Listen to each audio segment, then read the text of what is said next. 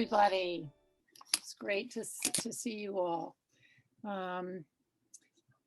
This is our first Giving Voice to Connection colloquium, and we are very excited. This is kind of picking up where Works in Progress left off, and it's also budding anew and growing still. It's really moving into the future with RCT and with inviting people to come in and share their work on relationships and connections.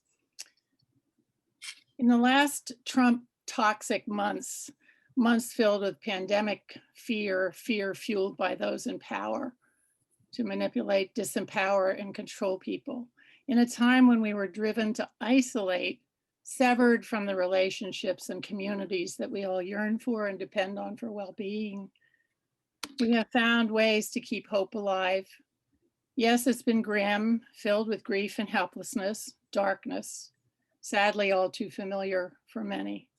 But I, along with many of you, witnessed on January 20th, the abiding spirit of light, a lasting belief in building bridges, not bringing forth blades. That beautiful and brilliant poet, Amanda Gorman, in a more yellow than yellow coat, with great dignity and wisdom, inspired us with her courage and her words and her confidence. A brilliant ray of hope-filled sunshine, bringing an enduring belief in light. To quote her, as I'm sure she's being quoted everywhere. When day comes, we step out of the shade, aflame and unafraid. The new dawn blossoms as we free it, where there is always light, if only we're brave enough to see it, if only we're brave enough to be it. We're extremely fortunate to have Froswa Booker-Drew joining us today to share her exciting work on connection and community. I first met Froswa at a Jean Baker Miller Training Institute in 2013. I was impressed by her knowledge, her clarity, her can-do attitude, and her dedication to social change. The year after I met her, I happily served on her dissertation committee. She earned her PhD from the Antioch Leadership and Change Program. Title of her dissertation was From Bonding to Bridging, Using the ITC Process to Build Social Capital and Create Change. Dr. Froswa Booker-Drew is a self-described network weaver who believes relationships are the key to our personal, professional, and organizational growth. She has an extensive background in leadership, nonprofit management, partnership development, training, and education. She is the co-founder of Heritage Giving Circle, the first African-American women's giving circle in Texas, and founder of Power in Action, Dallas. She is the author of 3 books for women and is a weekly columnist for Texas Metro News. Her PhD focused on social capital, change management, and relational leadership. She's an adjunct professor at Tulane University and an affiliate faculty member at Antioch University. She is currently Vice President of Community Affairs for the State Fair of Texas. Can't imagine. Froswa has oversight for the development and implementation of the State Fair's philanthropy as well. She's an amazing woman, an amazing speaker, an amazing educator. She's been profiled in Forbes, Bustle, Huntington Post, Authority Magazine. I'm delighted that she is becoming and has become a valued ally in our effort to create communities of connection, healing, and transformation, in bringing about essential social change. Her work is so relevant to the problems we face at this time in our history. She will be speaking on building connections to transform communities. I look forward to learning from her and having a chance to converse with her and all of you. Froswa. Thank you so much, Judy. It's so good to be here with you all. Harriet, Amy, I'm just delighted to be able to share. So I'm going to pull up my slides and share a little bit with you today about what I am blessed to do every single day. And so this really is the quote that centers all that I am doing. Is I am interested in making sure that we're creating communities that people feel like they are valued, that they're mattered, that that they're heard, and that relationships are the key to our success. And so, real quickly go over my dissertation research. I was really fortunate to be able to think about how to use RCT, looking at change and looking at social capital in a group of women. Research at that time really didn't have anything about social capital and diverse women. It was always homogeneous groups, but they never looked at how diverse women come together and talk to each other. And so I really wanted to look at what were the barriers that created change in women, but more importantly, how our narratives can really contribute to creating change and building relationships. And I wanted to look at how we could do this as leaders, because many of those women were leaders. My dissertation had women, or the focus group rather, had women who were, in their early 20s to mid 50s. And it was just an amazing experience to see how these women were able to talk about very deep issues like power and privilege and the impact of race. And so there were a number of things that came out of that study that has really informed the way I do my work. It is the narrative identity, that the stories that we tell really talk about who we are and how we see the world. But the role of race and gender and the power of relationships. What is so fascinating is I did this research in 2013. These women are still connecting and hanging out with each other, and they don't even invite me most of the time now. I'm a bit offended, because I'm like, wait, y'all were all my friends first. But to see that when people have not just safe spaces, brave spaces where they can show up and connect to each other, that's where we can begin to see change. And so through that process, I learned so much about ideas like perception transformation, that when people are in spaces close to one another, the way that we see the world begins to change. We have moments of cognitive dissonance where we're faced with situations that are uncomfortable, but to watch these women wrestle with that uncomfortableness and begin to dialogue and talk about how they work through those issues was imperative. And it really helped them, as well as really helping them to think about, what does that look like when you're faced with ideas that you're not used to. I remember in one conversation, we were talking about dark and light skinned Black people, but to hear other ethnicities say in the group, we have the same issue in our community, it really helped people to begin to think differently about how they saw race, and understanding that groups of people are not monolithic. But throughout this process, what we tried to do was really help women think about the ways in which they connect to each other, that their stories can not only empower them, but can empower the world that they live in. And so I use, in my work at the state fair, I use a number of frameworks to do this work. One is RCT, obviously, but I also use asset-based community development. And then Yasso, who is an amazing scholar. If you have not seen Tara Yasso's work on community cultural wealth, is an amazing model to really think about how we use relationships and the assets that exist internally and externally within communities. And so you all know about RCT. For those of you who don't, I would encourage you to learn about the 5 good things, because this really serves as the foundation for what I'm able to do at the State Fair of Texas. And so I want to jump a little bit and kind of give some background. So when you look at Yasso's model, she talks about this in context to young people that are coming from marginalized communities who are first generation college students. And her point is that all of these young people have these different gifts and talents that they bring, and these assets. And so it's the family knowledge that they bring to the table, that hope through their aspirations, that she talks about linguistic capital and how communication is a tool that these young people have to have. But what's so interesting is that she talks about resistance and navigational capital, that young people in impoverished situations have to learn how to have this boldness and this ability to be able to navigate and maneuver through some of the challenges that they face.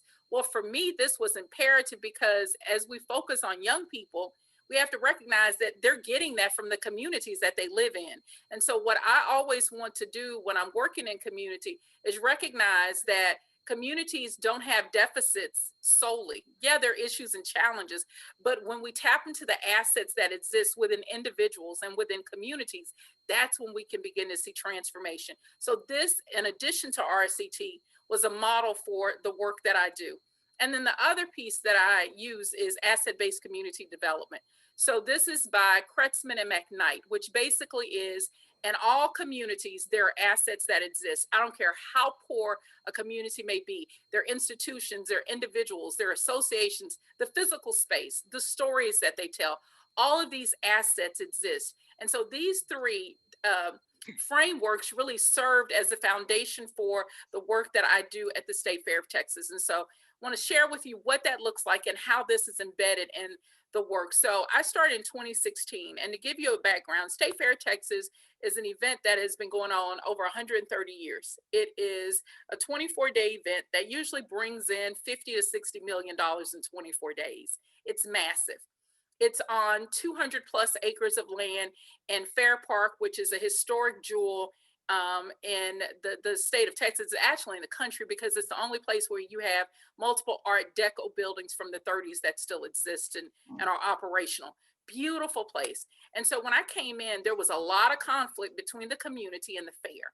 The community is a predominantly Black community that is low income, and you have this institution that's there where there are other museums and other places that are in the park. And the community felt like, here is this economic engine and we're not benefiting from it. And although people were getting seasonal jobs, they saw all this money come in, and they were concerned about, why is it that we're not benefiting from this? The other piece is the parking lots that are used to host the people, one time were neighborhoods that Black folks lived in. The city did eminent domain and took all of that property that's used for parking lots now.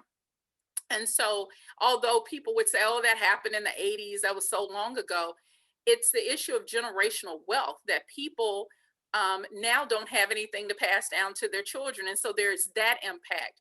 It's an area that hasn't really gotten a lot of the resources that you see other communities and North Texas receive. And so there's a highway called I-30 that divides the community. North of I-30 is very well-to-do. South of I-30, which is where we're located, tends to be an area that does not have the resources, and it's primarily a Black and brown community. And so when I came in, it was a media fiasco. The media was frustrated. The park was about to get turned over from being a city entity to becoming a private-public partnership. And so I was brought in, and the whole thing was, what do we do in this community? And so what I did very quickly was, I could not take for granted that I knew what the community need. Even as a Black woman who is in this area, my church is in this area, I've worked at many institutions in that community, I could not take for granted that I knew the community. And that's a mistake a lot of people make walking in, is, oh, I've been there, I know what people need. I spent several months listening. And I wanted to know what the community thought that we could do, and to find out not only where the gaps may existed, but where the assets were. And so out of that listening, there were three areas that rose to the surface. It was capacity building for our nonprofits, it was economic development, and it was education. How do we use these frameworks that I mentioned, but also looking at the assets that the fair had? How do we use our social capital, our human capital, and our financial capital to be able to make an impact in the community? The other thing that was important for me was to identify very quickly what level we were going to work in. Was it going to be at an individual level, an organizational level, or a systems level? And for me, because we're not a direct service provider, I chose that our work really focused organizationally and at a systems level. So that way we could really be intentional about the way in which we wanted to create change. And so I also looked internally with what we had. We have vendors. Not only did we have financial resources, it's all these different relationships that we could bring to bear to help. And so we do this through the implementation of grants. Some of the signature programs that I've created with my team, I'll share more about that. And then initiatives to support the community. So I won't go into too much detail about all of these, but just to give you an overview. And the first area with capacity building for nonprofits, convening was one of the biggest things for me. Is how do you bring people together, not to, have them talk about, I need money, but for them to identify the social capital that they have and the resources that they have to connect to each other. And so we started doing these convenings. I'd been doing them at World Vision, but brought them to the fair. And to watch these organizations build capacity just because you created the space for them to talk has been huge. When COVID happened, a lot of the entities and or nonprofits were calling me going, I need help with this. I need diapers to be able to give away. And I started doing these calls monthly, just bringing nonprofits together so that they could better coordinate and collaborate with each other, and to see the impact that these organizations have had just because it was, let's put you in the space to talk to each other. Not that I wanted anything out of it, but I need you all to work with each other. And so we do this in a number of ways where we're having luncheons for pastors or bringing women together. And just to be able to have them connect to build their social capital has been huge for us. Okay. The other thing that we have started doing was investing in their training. So making sure that through United Way, we've been working with them for 4 years. Wait, I hear some background. Okay. And making sure that through United Way that we're able to provide training to build the capacity of nonprofits. One of the issues that I have with philanthropy is that we blame Sounds good. Thanks, Abraham. Okay, we blame small nonprofits for not having what they need when we don't really help build them to have the infrastructure. And so we've been working with nonprofits in the Southern sector, which is, as I mentioned, a primarily Black and brown area, to make sure that they have the support and resources that they need to do the work. The second area is education. So how do we support our local high schools? So we do this through a number of programs. The picture that you're seeing is this college career fair that we've provided to 400 students in an area that, again, these young people typically don't have assets to. They, have a high dropout rate in some of those communities that we've been serving. And so to be able to have young people not just look at college, but to look at trade schools and other opportunities. And what's been amazing is our school district has partnered with us. And typically the school district doesn't have field trip days where they allow outside entities to take their students. And we've been so fortunate that they've approved this event to be one of their field trip days, where they actually transport their students to be a part of this event. They do a lip sync battle with the principals, which is hysterical. But watching young people be involved, and this is a thing that I want you to notice, is in everything we do, it's not me. It's our partners that are actually helping us put this on. So working with the school district, working with our smaller nonprofits, they actually help plan and put these things together because of relationships. And the other area is economic development. So we do a number of signature programs where we have a cohort for concessionaires. We try to make sure that women and Black and brown food related businesses learn how to build their capacity, because what we discovered is there are over 3,100 fairs and festivals in the US. If they can learn how to do it at the biggest one in the US, then they can actually have a revenue stream that's not just for this 24 days. They can do this year round at different fairs around the country. And so to see one of our cohort members actually get a booth at the fair, get on Kelly Clarkson's show for her fried potato salad, which was actually really good, unhealthy, but the best. But to have those kinds of opportunities and to pair folks with established vendors so that they could learn the business of this was huge. We do job fairs for folks who've been impacted by incarceration. The Big Tech's Urban Farm, we took actual pallets and started putting fruits and vegetables and growing them in it. This past week, we announced that we had given out during COVID over 20,000 pounds of food just using pallets on those parking lots and planning that and giving it to the local community. So if you notice, it is really this intentional work about how do you identify the assets that exist in the community, build relationships, because at the key to all of this is trust. And so that these organizations know that we're really interested in building them and providing the resources that they need. That's how we've been able to do this work. But what to me is my love is the fact that we're able to make impact, not just through programming, but through funding.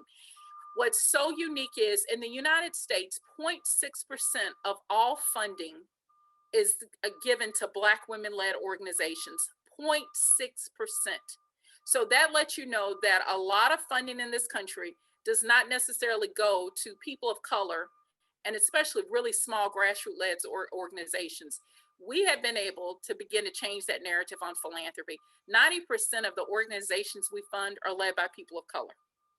We've awarded this year, we awarded $528,000 to nonprofits so that they could do the work that they're doing. And to be able to do that and to change the narrative of philanthropy says that it can be done. And so I'm pleased that we not only do that, but now we're advising other foundations that you too can do this. And even though we have the categories of economic development, education, and capacity building for nonprofits, we added a new category this year. It was around social and racial justice. Even though we had already been funding those organizations, we thought it was important to call that out. And then the other thing that we learned very quickly was if you're going to do work to transform communities, you can't do programs and you can't just give money. You got to do advocacy. That you have to be able to advocate on behalf, and not necessarily even on behalf, in partnership with community to make change. And so we've been doing a whole lot around criminal justice reform. We have been working for 3 years with our community members to make sure that there's inter-community transportation. And we finally got a pilot approved by our city transportation provider to do that after 3 years.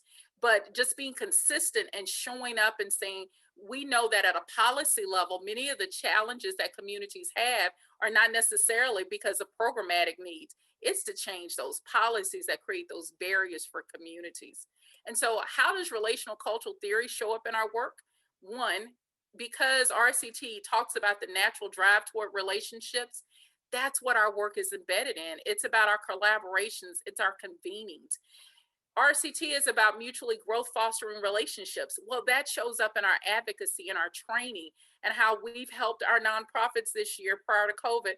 We were talking about the census and we were helping them with voting even during COVID so that they could tell their constituents how important this is for this past election.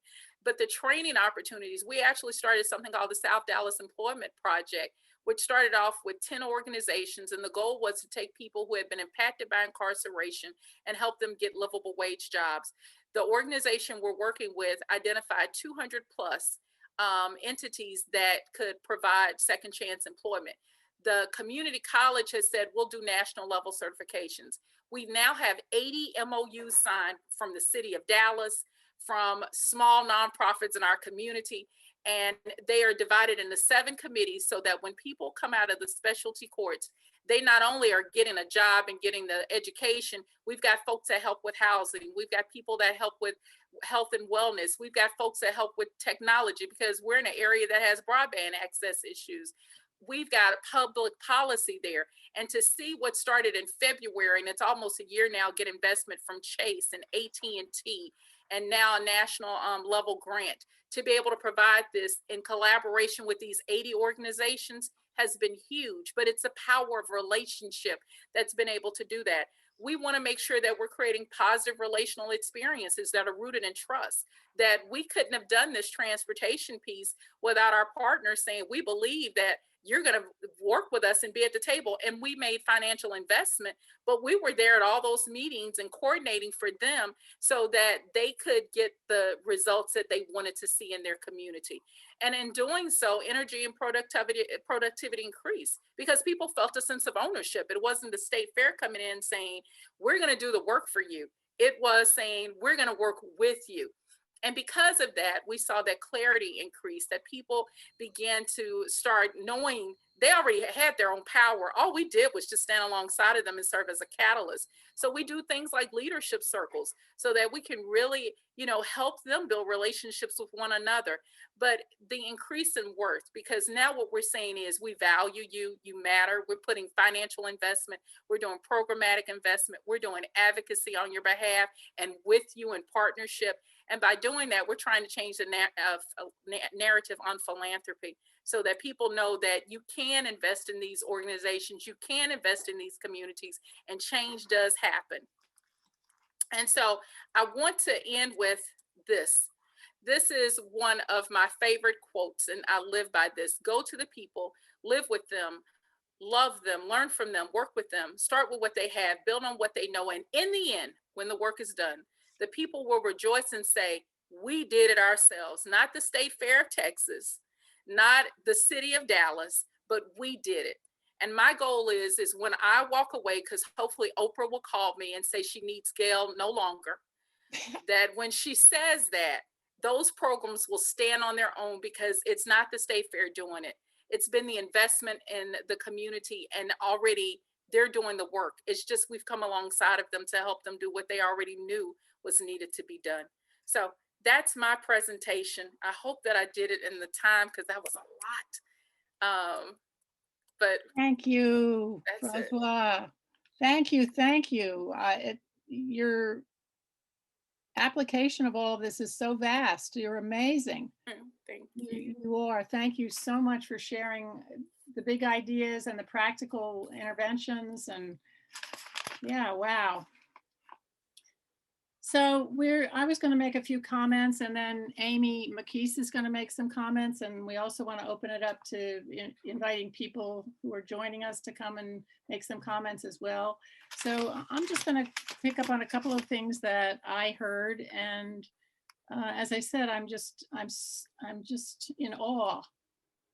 I'm truly in awe of what you do and what you get done. You are amazing. Well, I've got some good folks working with me, so it is so not me. I know. I get that too. I get that's your true spirit about this, and that's just beautiful.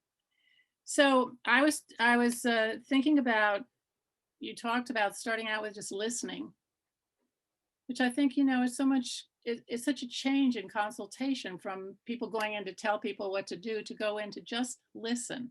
Yes. And what a powerful thing it is to listen.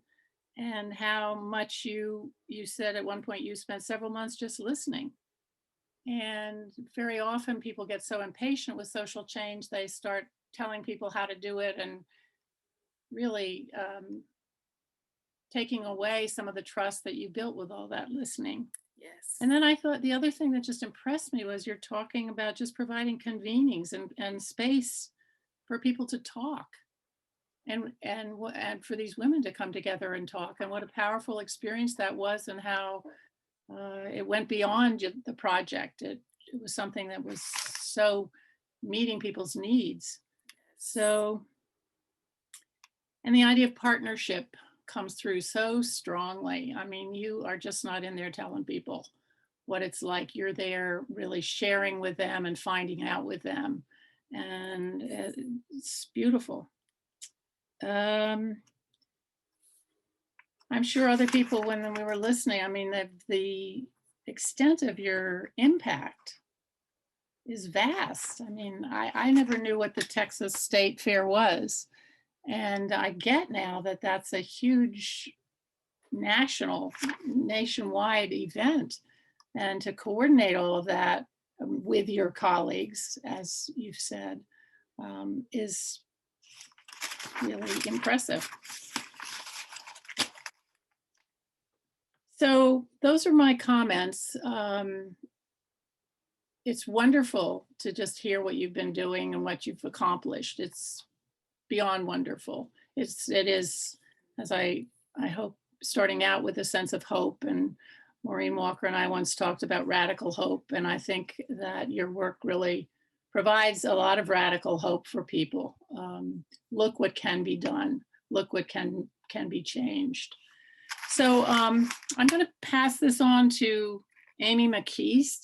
She has some remarks in response as well, and then we'll get all of you in on the conversation. Amy? Thanks. I'm excited to be here, and I loved hearing more about what you're doing. That's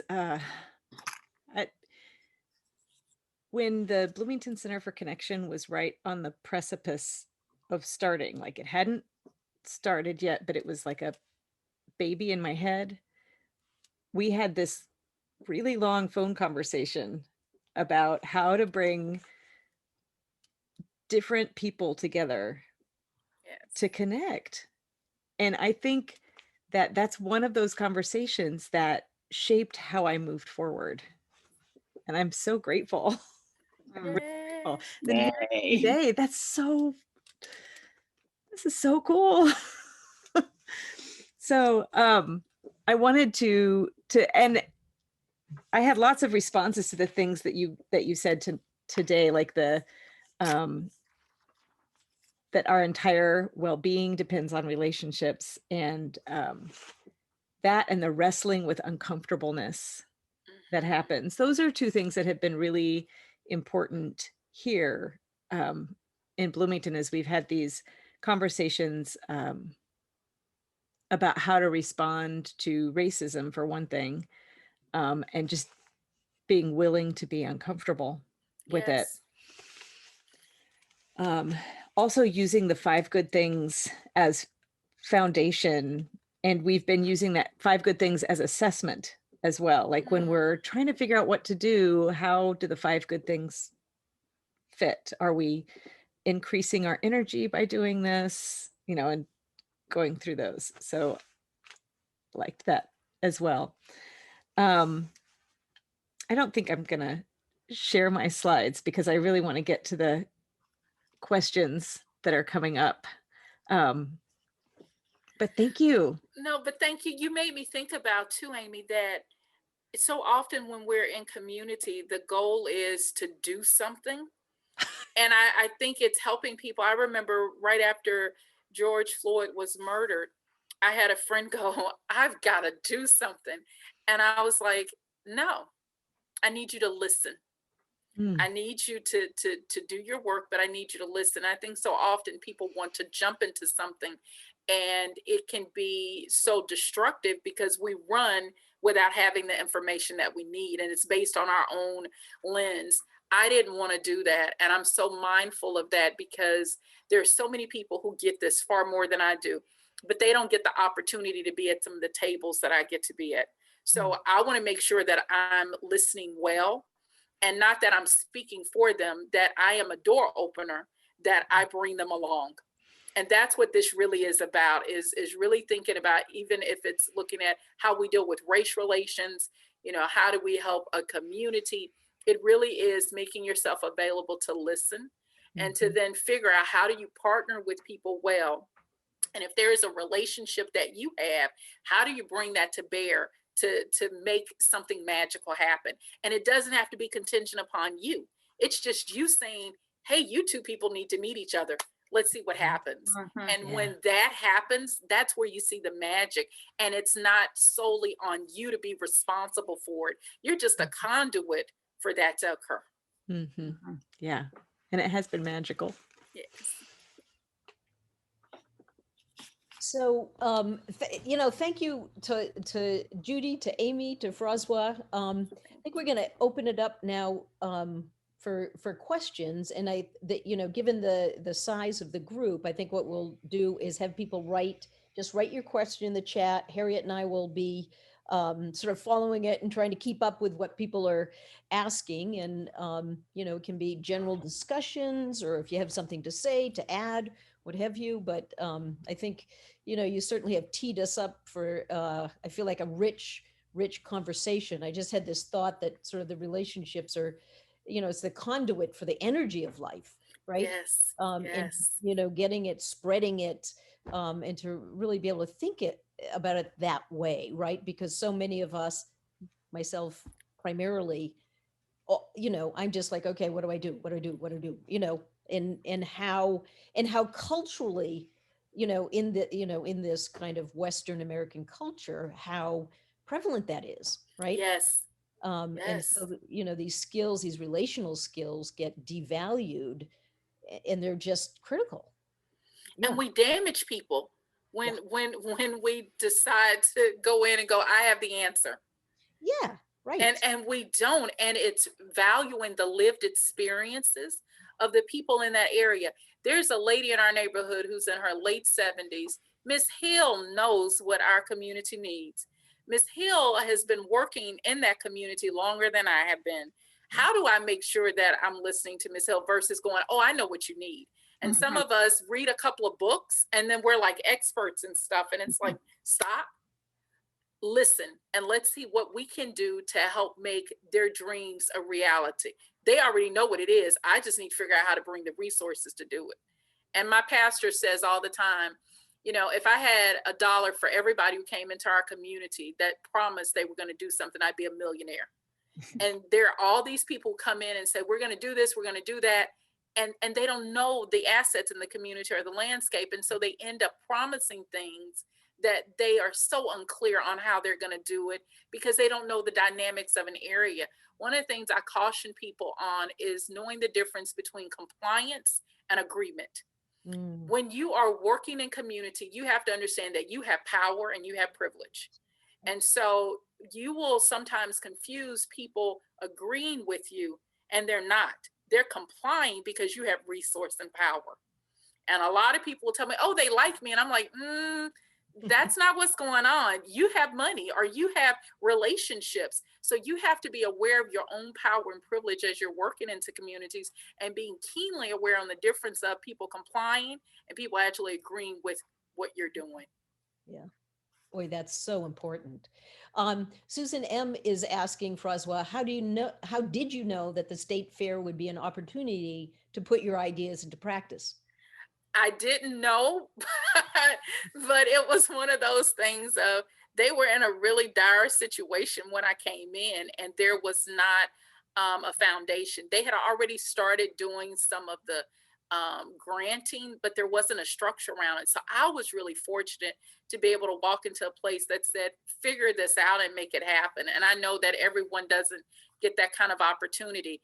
But I was allowed the gift of just starting from nothing and building on that. But I didn't pay attention to all the years of experience I had. I just brought that with me in all those relationships. I think sometimes we don't pay attention to that all the mess we went through that was good and bad and ugly is preparation for the next thing that we're going to be doing. And so all of that stuff ended up coming out when I was thinking, oh, I don't know why I needed to go through that horrible experience with that boss. Oh, that person wasn't very nice to me. And then being in community and going, that makes sense now because this is what was going on. So I've learned that nothing that happens in your life goes to waste. And that was just an opportunity for me to bring all that had happened in my life to bear. That's it. Wow. Phyllis West says, first, thank you for your dedication to community work. I second that, as I'm sure many others would. Please share with us how much did you share about RCT when working in community? I did not do a whole lot of that. One, I have to be careful because I'm an academic in addition to being a practitioner. And so I always want to be very careful with saying to people, this is what I'm doing, because typically in communities of color, academia has always experimented on people and hasn't necessarily been where I'm coming in and listening. So I didn't want to use that to disarm people. I have to be aware of my own privilege because of the PhD and all of that. So I'm very careful with trying to make sure that I'm not intimidating people because I come up with big terms and phrases. As we've gotten further along, I'm sharing more and more with people. All of our convenings, I talk about social capital. And I started off with the first one with a real small snippet. And then the next one, I started adding more. So what I'm doing is trying to build their arsenal with tools, but I just do it versus going, this is the framework. Like, I don't tell people we're using Yaso's framework to do this. I'm just doing it. And then as we go along, I share more with people about that. But I want to build the relationships and trust first before I start doing all the frameworks and terms. So, yeah. Yeah, good. Gail Walker, you had a comment? Thank you. This is amazing. You're describing what you're doing, and even more amazing that you're doing it. When you just used the phrase door opener, that you want to be a door opener and bring them along instead of doing for, that just became so vivid for me as a way to detoxify power, like that no one has, you don't have power over, and you're not asking them, you're not opening the door for them, you're not asking them to open the door for you, power over, power under. It's a going through a door together, and it just made very vivid for me in a very concrete way, the way you're integrating things, and thank you. Thank you. I want to walk with them because I'll say this, I've learned more than probably what they think I bring to the table. They've been teaching me. And it is eye-opening daily. I'll give you an example of an opportunity that made me go, wow, I'm really dumb. There is a technology provider that was coming to the neighborhood because we have very serious issues with internet access. And I was excited. So I'm going, hey, we're going to bring this person in. I brought some community leaders together and they went off. They were like, no, we don't want those towers in our community. It's going to have radiation. We're going to do this. And I'm sitting there going, I thought I was doing something good. And I wasn't. I thought about if I were in that position, what I would have wanted. That's not what they needed. And it taught me such a valuable lesson of Froswa all the time. You've got to check what you think you know, because you don't know as much as you do. And so open the opportunity, but they have to be the ones to decide what it is. And when they told me that, I left it alone. I got out of the conversation and told the provider, I thank you, but until they want this, I'm gonna step out of the conversation. And that was a valuable lesson for me. Yeah. Froswa Cordell Payne says, in what ways did you overcome challenges related to connecting women to stepping into roles of authority or change when there have been various barriers in place? That's a really good question, and it's hard. There are a couple of things that are at work with that. It's one, helping women understand the barriers that sometimes we place on ourselves. A prime example of that was, I'll never forget, a former boss told me when he applies for a job, he only looks at 30% of the qualifications. And if he has that 30, he'll take the job, he'll apply. And I was stunned because I believed that I needed 90%. I wouldn't apply. If I didn't have most of what they were asking, I didn't even consider it. And that was such a very different shift in thinking for me. So I think it's one, helping women look at some of the barriers that we create internally about how we see the world and how we see ourselves and how we show up. So for me, it's been helping women. You know, our giving circle has been amazing as a place to create leadership circles and help women really think about career-wise and even personally, what are the stories you tell about yourself that may be limiting you?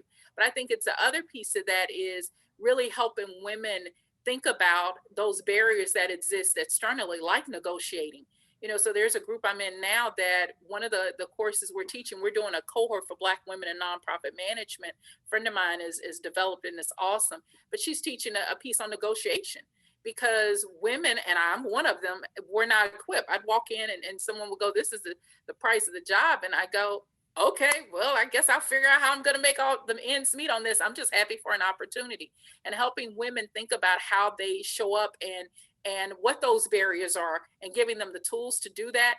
I don't think we've overcome those challenges, to your question. I think we're learning, and I've seen women who are doing extraordinarily in that space, but it's an area where it's not just educating women on that. It's how do we help our male allies to also show up and speak out and say, that's jacked up. You really shouldn't do this. This is what we need to do. And so I think it's this both and that has to happen for women to be able to get in those positions of authority, because we have what it takes to do it. I think it's going to be our allies that work with us to say no when they see those things happening, and helping women know that they have everything they need to do whatever it is they want to do. Yeah, right. Well said. Cordell Paynes asks, or how did you engage those that acted as barriers to some of the relationship building and things you have accomplished? So, you know, one of the mistakes we make in change management is that we tend to focus a whole lot on those naysayers, and we don't always focus on the group in the middle and the early adopters. And so I just have this thing of how do you work with the people in the middle that could be swayed either way? And you want to move them to being on the side of, yes, I'm willing to do this. So I've always seen that you're going to have negativity. You're going to have people who don't agree with you. The goal with them is to create the space for them to, to talk. I had a situation with a dear friend of mine who was did not like the fair. And I'll never forget, we were in a meeting. She just goes off on me. And I just sat there and I was thinking, okay, if we weren't friends, this would be a really interesting situation. And after she finished, I asked her, I said, why did you do that? She said, I never had anyone to talk to. I never had the space to be able to vent my concerns. For people that are naysayers, quite often they haven't had the space to air out their concerns because people have avoided them and created barriers. So mine is, I'm going to create the space. I also know that everyone is not going to go along. And so it's not that, I completely ignore them. I also want to focus on the people who want to do something and move. And a lot of movements, what gets people, in a position of being stuck is they're so busy trying to make everybody happy, and you're not going to be able to do that. And I know what I'm doing may not work for everybody, and that's okay. But I can tell you who else is doing it, and you may get along with them, and they can do just as great, if not better. But all of us are going in the same direction. I think we don't look at the history of movements. When you look at Dr. King, everybody wasn't on board with King. And we, tend to make it into this, oh, everybody loved King. Let's stop lying. Everybody did not love Martin Luther King. And so there were people who couldn't get behind what he was doing. They liked SNCC, or they liked, the Black Panthers, or they were more into what Malcolm X was saying. The point is that there are going to always be multiple paths. We have to be okay with that and allow people to take the path that's best for them. And maybe the way that I'm going is not the way that you want to go. And that is so okay. I will talk to you. I'll give you the space, and we'll still keep in touch. But that's okay if you choose to go another way. And I'm good with that. That's not a problem.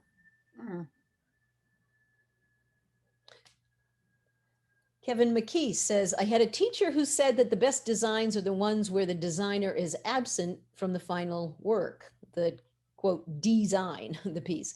Thinking about that loud to quote and your own descriptions of how you create space, is there any risk or negatives you have experienced in designing your critical role in connecting organizations?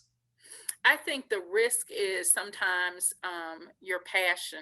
For me, I really care deeply. And I think it's the risk sometimes is you can take things personal that are not, and it has nothing to do with you. And so in community work, you really have to develop some thick skin, because a lot of times what people are responding to is not necessarily you. It's been things that have been done before you. Mm-hmm. And so I really try to be very careful of putting myself, like I told you the story about the technology provider, and thinking, oh, this is what I would want, and I don't live in that community. So I had to be very mindful of step back out of that, because they really have to design. I can co-create, but they really are going to be the ultimate designers of what it looks like because they live there. And so I think for me, that can be an issue for me. And I've seen it for a lot of other people where they get hurt because it's like, well, I was giving my all and they didn't accept it. Well, it wasn't that they didn't accept you. They just had a different way of doing it or thinking about it. And I think that's what you always have to keep in mind when you're trying to create those spaces, that sometimes that may not be the space people want to be in with you. And that's okay. Yeah. I'm just trying to see if there's this is a comment by Judy Boots. Froswa, thank you. As I've thought of a couple of questions, you address them. There are so many that can be applied to the work we're doing with First Nations Indigenous communities. The work's success feels like it's predicated on walking with them, certainly what you were saying, Froswa, and trying to get a deepening understanding of what they see they need. Yes. It's just being available and listening. And I think, especially for communities of color, I had this conversation this morning with someone. Just because I'm a Black woman does not necessarily mean that I understand everything about Black people. Black people are not monolithic. And I think we sometimes assume that because we may be a part of a group or we've worked with them for a long time that we know them. And I'm constantly being challenged and thinking very differently about circumstances because, as a scholar, you have to identify your positionality. And I think when we work in community, we have to do the exact same thing. We have to know our multiple identities that exist, because some of those identities have privilege and some of those may not. And that may shape our lens in the way that we see things. We have to be really mindful of that, because it can get in the way of us walking with people, because we'll put on the hat of one of our identities, and that may not be at that time what they need, or even what is congruent with what's going on. So I think it's just important, to your point, we just have to walk and be available and listen. So, yeah. Lorraine says, great point, as do I. Patricia Moore says, were there some obstacles that came up between or about racial difference or fears, and how did you build bridges between? I'll say this, because it's a community that is primarily Black, one of the challenges that we're having is there is a growing Latino population in the community. And it's been challenging in trying to bring that community to the table. And I'm trying to be cognizant that although there's a large Black community, they're not the only people that's in that area. And so that's become a challenge. And one of the biggest things is a lot of those folks are undocumented. So they don't want to even be contacted and placed in situations. And I don't want to speak for an entire group, but because of the fear that they have, and rightfully so. So it's hard in trying to work with, and I've tried to bring in different groups that work with that population to assist. And it's been challenging in trying to make sure that we're bringing these groups who have some similar issues, but have some very stark differences as well. And that has been an obstacle, is how do we make sure that I'm not just addressing the needs of Black folks in that area, even though they're the dominant population, there's some other folks there that we need to make sure we're paying attention to. That is growing and evolving. And it's an area that I recognize we've got to do a better job in working in, and identifying folks who have relationships with those communities, because I was contacting groups who, again, were a member of that community, work in that community, and they were even kind of like, I don't know, those folks that are there. And so that was really hard. And again, it's something that we're trying to grow and evolve in. Yeah. Cordell Payne comments, thank you for the response. I also believe there's always a middle ground, even with different opinions. Always. Yeah, thank you, Always. Froswa.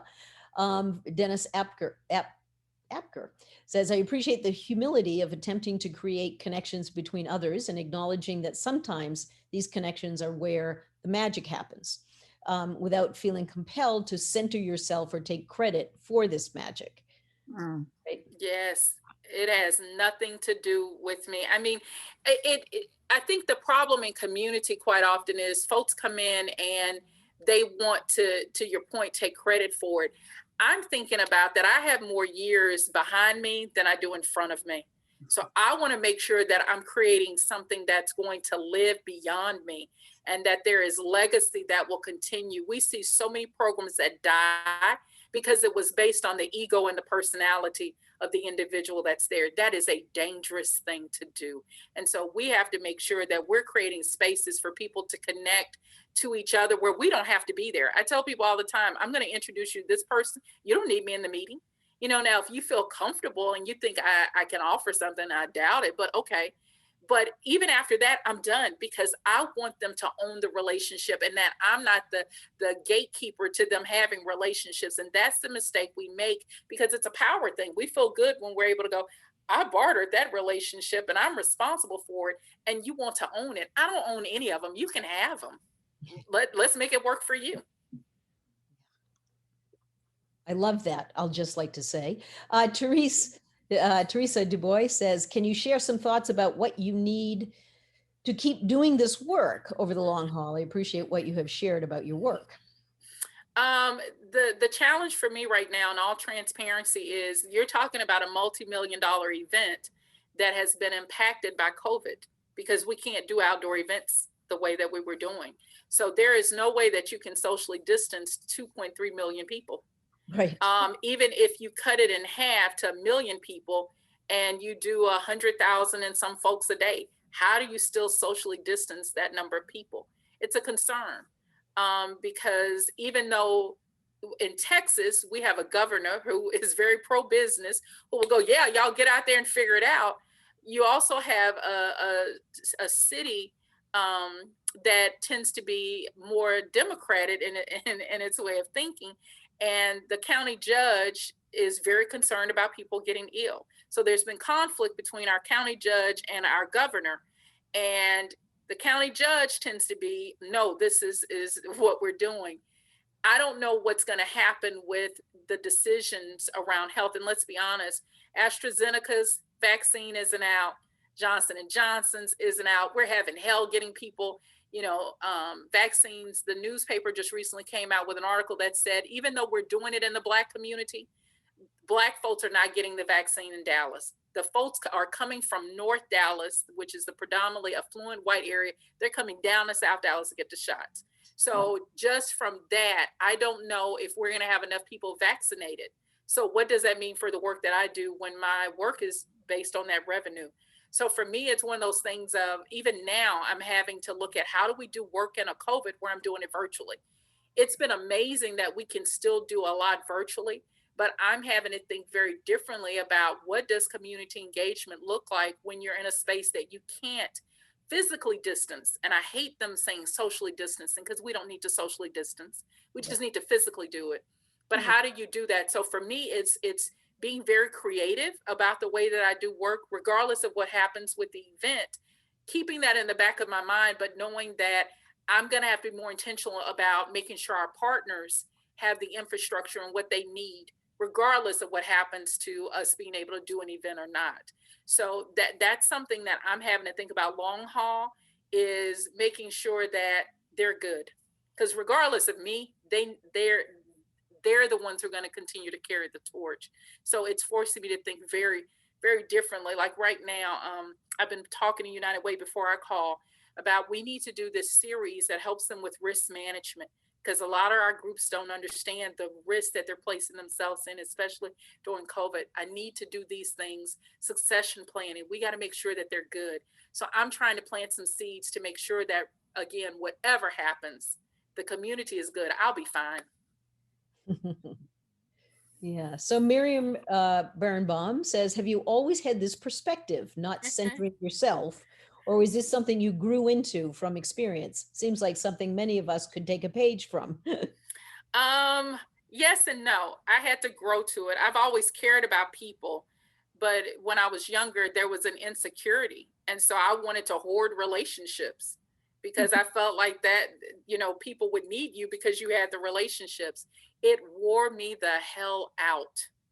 And I realized then, by holding on that tight, I wasn't helping anybody. And so I cared, but then I had to learn how to care in a different way of going, I'm going to release it. My grandmother used to always say that when your fist is closed, nothing can get in it. When your hand is open, you can release and grab and get and give out. And so it forced me to start thinking about, how do I make sure my hand is always open, that I can be a pass through, because I'm not going to get exhausted. When I'm doing this and clenching all the time and trying to hoard stuff, it is exhausting. And so I just think from a mental standpoint for all of us, credit comes. If you're really concerned about people giving you credit, I will say this: people know when you're doing the work. You don't have to say a word. People will figure out that's who, because other people will start telling them they're doing this, and you're looking around going, how did you know? So don't focus on getting the credit. Focus on, how do you make sure that when you leave this planet, that people walk away saying that I'm better because you lived. That is the sole purpose, in my opinion, of why we're here. I've never gone to a funeral where they've said, oh my God, she made this much money at her job. Oh my God, did you know how many pairs of shoes she had in her closet? No, how many awards she got? Nobody cares about that at a funeral. What they talk about is how people made them feel. They talk about relationships. I want folks to walk away and go, because she was here, she made it a little bit better for me. That's all. I'm good. Does everybody see the hearts popping up all over the place, right? Katie Green says, thank you, Dr. Booker-Drew. You said the relationships you built were rooted in trust. It sounds like the community members would have good reason to be distrustful. Would you say you built their trust in you by displaying trust in them first? Some of it is, I had been working in that area for years. So there were things that I'd been doing where people kind of knew of the work, because you're talking about, 20 plus years of being there. So there was some trust established, but it was also believing in them. And so I listen and I tell them, what do you need from me? I always ask that. When we do our convenings monthly, where I bring them on the call, you don't hear me say, but probably 2 minutes worth of content. I start off calls, hey, what are y'all doing? How are you doing? What do you need? Then they start talking and they connect to each other. Hey, I'm doing this event. I need people to volunteer. Do you have some people? They talk. That's it. I take notes. I type up the notes. Now they would easily say, you know, you're in a position, you're VP. What are you doing typing up notes? I'm not that important. I type up the notes and I send them out. I send them flyers. If any of you on my Facebook page, you know, my whole page is giving people information and content, and LinkedIn too, is content. I'm just concerned about making sure that they have what they need. Well, that's what built trust, because people start seeing that I was concerned about them getting the resources that they need, and that they could trust that I was going to share it with everybody and not just my clique or friends. So it's a number of things that you do to establish the trust. And it was displaying trust in them and knowing that they had the answer. But it was me and what I was doing to go, I need y'all to have this stuff. I'm not hoarding it. It's for you. Whatever you need, take it. If you don't, whatever. Hey, this group is offering, you know, desk. If y'all need a desk, go get it. And so I'm always trying to find ways to connect them to resources. And I think that's what made people go, she's not that bad. I think she might be okay. So Constance says, what are ways you have found help women of different racial backgrounds to connect? What elements need to be present to successfully build these relationships that best support community growth? You know, it's having space for women to connect. I don't think women have a lot of spaces that are safe and brave for them to be in. And someone made a comment yesterday in a call that stuck with me, and it was like, we need to have these kind of conversations that build fortitude, that you know. And I was thinking, that's really interesting to think about. How do you have spaces for people to be okay with opposition and different opinions, but they've got to have some commonalities to begin with. When I started my research group, one of the things that I wanted to do was to give them topics to talk about, because that would break the ice versus me coming in and go, tell us your life story and how, you know, messed up things are in your life. Well, I don't know you. I'm not going to tell you this. But when we started having these guided, facilitated conversations, women could talk about, yeah, this is a problem on my job. I remember we had a conversation on unemployment, and there were 2 women in the group who were unemployed. One was Black, one was white. The way they experienced unemployment was so different. But just by having that conversation, they were going, oh, well, you need help with a resume. I can do that. You need help with paying your rent. I got somebody who can do that for you. But it was creating the space, but using those topics to drive the conversation so that they could learn from each other, begin to build trust, and then they could go deeper. I think for many groups, what we do is we come in and we want folks to bare their souls in the first meeting. I don't know you. I'm not going to tell you what's going on.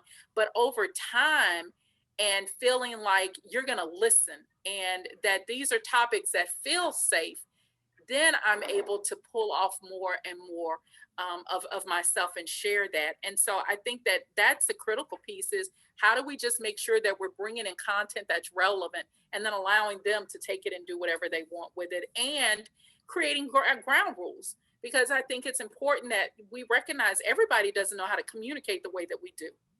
And so you got to make sure that you have these ground rules about, this is the way that we're going to have engagement with each other so that it's respectful. And one of the things, I tell my daughter this all the time, it's helping people understand both. And our society is so messed up because we always think it's either this or it's this.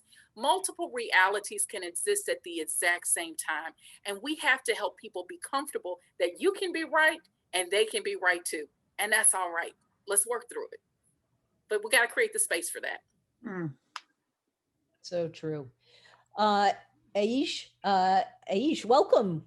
I see you somewhere on here. Says, thank you so much for sharing your time and knowledge with us. I'm wondering if your embodiment of RCT principles had a trickle-down effect with individuals with whom you interacted. Did you find that sharing information about RCT directly was helpful, or that the implicit presence was sufficient? With my staff, I have a staff person who I started talking about it, and then she started coming to the trainings.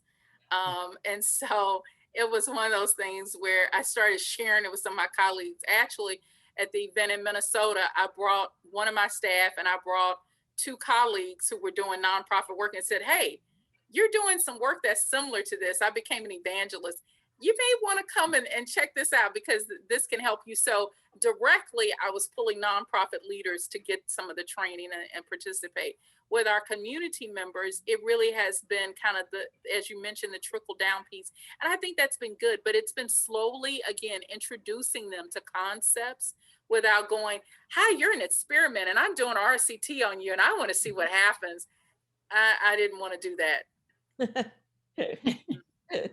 The lab rat effect, right? Yeah, I don't want to do that. Don't want to do that. Miriam Berenbaum says, what were some of the topics besides unemployment that you found really got people talking to and understanding each other better?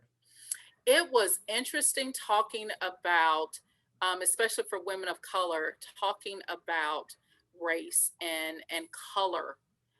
It was interesting because we had, women who were Black, we had women who were from the Middle East, and them talking about perceptions of color and colorism in their community. And for the white women, they were stunned. It was like, I didn't even know that existed. So there were issues. We talked about leadership and, what was it like as a woman to be in positions of power or not having power? So there were various topics that we just kind of brought up to get them together. And I would do articles sometimes. Hey, let's read this. And then you tell me what you think about it. So it doesn't have to be so facilitated. I wanted to make sure that the conversation was guided so it didn't go everywhere, because what I've learned is there are sometimes in group environments, people are intimidated. So they will divert the conversation because they don't want to have to talk about things and reveal that I don't know this or I'm uncomfortable with this. So I always made sure that there was a topic and it was guided, but they could take it. I mean, we ended up talking about power and privilege, which was amazing. Listening to them, wrestle with what that meant for them. So I think, it really is allowing them the freedom to go wherever they want, but you just giving framework. And if you notice that in my work, I don't prescribe things. I've learned that can, in some settings that's necessary. You're teaching, that's necessary. But when you're doing things like this, it can be dangerous to prescribe how something goes. It's easier to have frameworks so that people have, some parameters, but they can color and draw and do whatever they want within that. And being okay with, it may not be the design I want, but wow, what I learned from that was huge. So just giving them the space, again, with some parameters, you will be amazed with what women come up with and how they bond over just having safe spaces to talk in. Let's see, that is the end of questions so far. We've got a few minutes left here as we're winding down. Other folks, anybody else have questions, or any of our, Judy or Amy want to comment on any of the questions or comments? Or I was just curious in hearing a little bit more, and I know the time is limited, on the leadership circles that you have created. We do leadership circles for our nonprofits. And the first topic I have, which is to Miriam, this is one that works every time: imposter syndrome. Every time we start a leadership circle, that's the first topic I bring up, because it is amazing, male or female, how many people go, I do not feel like I'm equipped to do what I'm doing. That breaks the ice. Every time I've done leadership circles, I always start with that one, because it does something for people to go, I'm not the only one that feels like you're going to find out that I don't fit. And I always start with my own personal story, because I talk about when I went to Antioch, I was waiting on them to tap me on the shoulder and say, we made a mistake. You got to go. And I was looking around every time going, oh, they're going to find out I'm so not smart enough to be in this place with these people. I think letting people know too that you identify and resonate with those issues breaks the ice for people to feel comfortable in doing it. So that's number one in the leadership circle. And then we talk about, challenges of leadership that they have. What are some of the areas that they wrestle with? And sometimes it gets real technical. Budgeting. Let's talk about what does that mean for you? I don't have enough money. I don't know if we're going to keep the lights on. So, you know, we move to the technical, but we always start off with the things that can bond them together. And that's the imposter syndrome stuff. Wow. Yeah. Miriam Quanta it has this quote she shared: the quickest way to deepen a relationship is for one of the members to share something vulnerable. Yeah. Yeah. Right. Taking risks. Yes. Yeah. And Maureen. Hey, Maureen. Where's Maureen? Do you want to actually say this, Maureen? Where are you? I'm gonna do this. I'm hiding my dirty room. Okay. But I do want to say thank you. Thank you so very much. It's so wonderful to see you and just to hear your wisdom and your experience and put this work where it belongs, in the world. Yeah. And the world is crying for it right now. And so thank you so very much. Thank you. Oh, wow. I'm like, yeah.